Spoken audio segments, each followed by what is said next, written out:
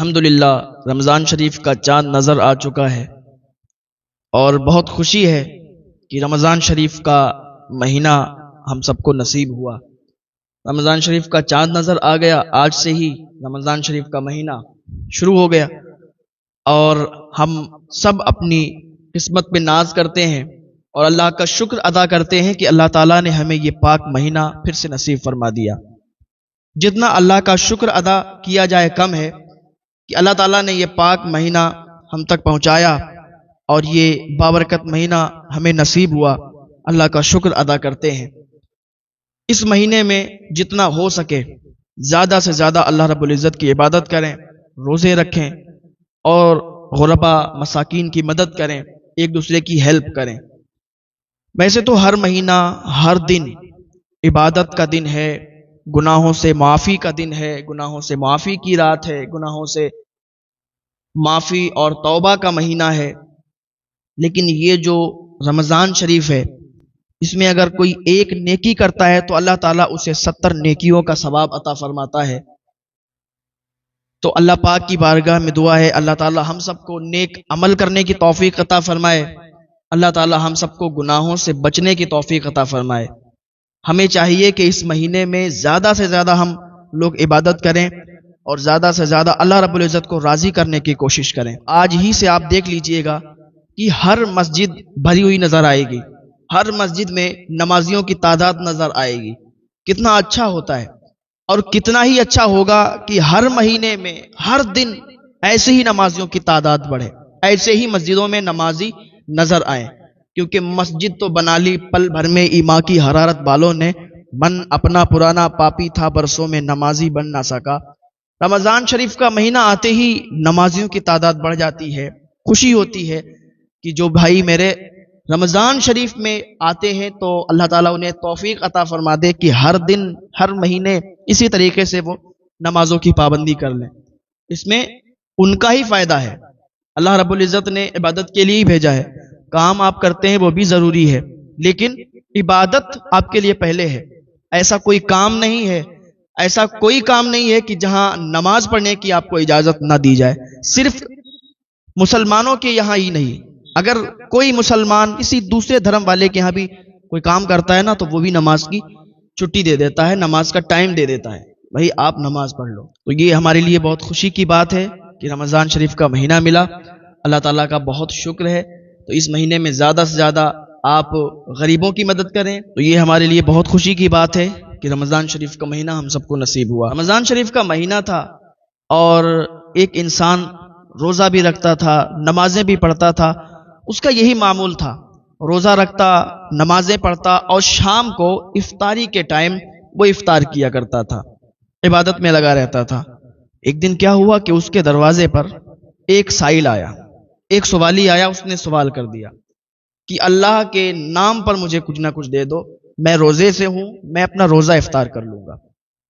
اللہ کے نام پر اگر جو چیز خرچ کی جائے، جو پیسہ دیا جائے تو پھر اللہ تعالیٰ اس پیسے میں برکت عطا فرما دیتا ہے، اللہ تعالیٰ اس شخص کو، اس انسان کو عروج عطا فرماتا ہے، اس کو بلندیاں عطا فرماتا ہے، اس کو ترقیاں عطا فرماتا ہے۔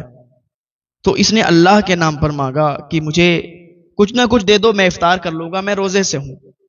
اس نے سوچا یار ایسے تو روز آتے ہیں اور جیسے ہی افطار کا ٹائم ہوتا ہے لوگ آ جاتے ہیں اور تمنائیں کرنے لگتے ہیں، اپنی جو ہے فریاد لے کے آ جاتے ہیں، دروازے کھٹکھٹانے لگتے ہیں، میں کس کس کو دوں گا؟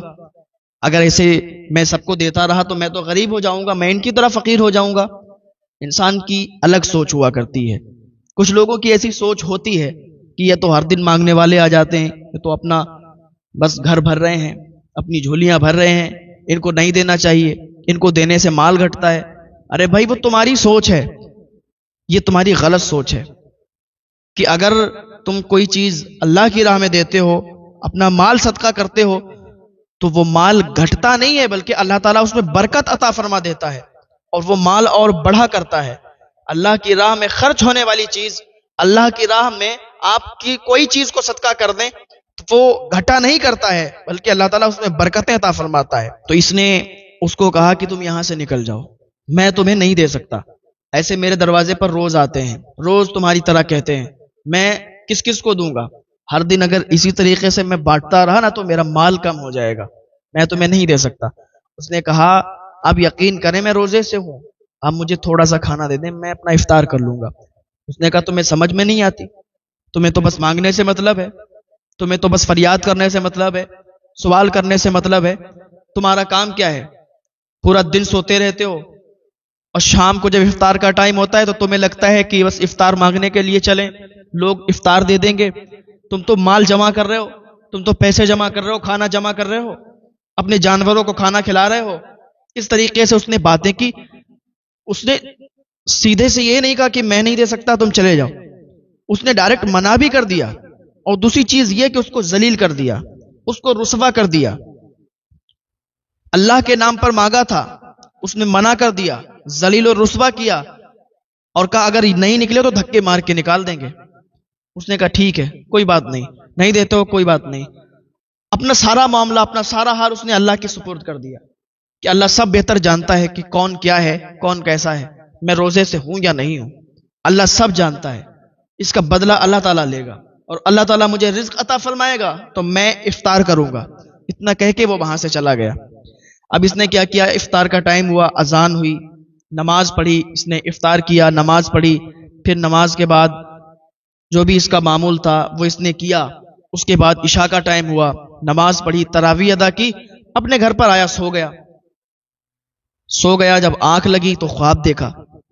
خواب میں کیا دیکھتا ہے کہ قیامت برپا ہو گئی، قیامت برپا ہو گئی، اور اس کے جو اعمال ہیں وہ ایک ترازو میں رکھے ہوئے ہیں، اعمال تولے جا رہے ہیں۔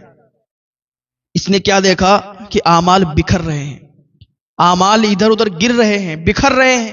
اس نے کسی سے پوچھا کہ میں نے تو عبادت بھی کی، میں نے تو نمازیں بھی پڑھی، میں نے روزے بھی رکھے، میں نے پابندیاں کی ہیں، لیکن میرے جو اعمال ہیں وہ بکھر رہے ہیں، ایسا کیا ہے؟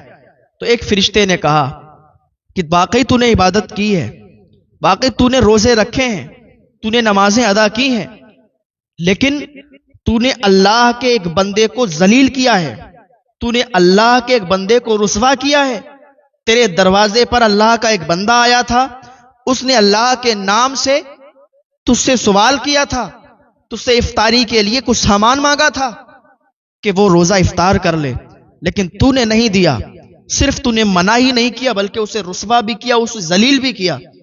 اور اللہ تعالیٰ کو یہ پسند نہیں ہے کہ اللہ کے نام سے کوئی مانگے پھر وہ بندہ اسے رسوا اور ذلیل کر کے بھیج دے۔ ہمارا معاشرہ بھی ایسا ہی ہے، اگر دروازے پر کوئی مانگنے والا پہنچ جائے تو سمجھتے ہیں کہ مال گھٹ جائے گا، اس کو 1 کٹوری 2 کٹوری آٹا دینے میں بہت بڑی بات سمجھتے ہیں کہ مال ہمارا گھٹ جائے گا، لیکن ان کو یہ پتا نہیں ہے جو مال اللہ کی راہ میں خرچ ہوتا ہے اللہ تعالیٰ اس میں برکتیں عطا فرماتا ہے، اس میں اللہ تعالیٰ برکتیں پیدا کر دیتا ہے۔ یہ ہماری سوچ ہے جسے ہمیں اپنے ذہنوں سے نکالنا چاہیے۔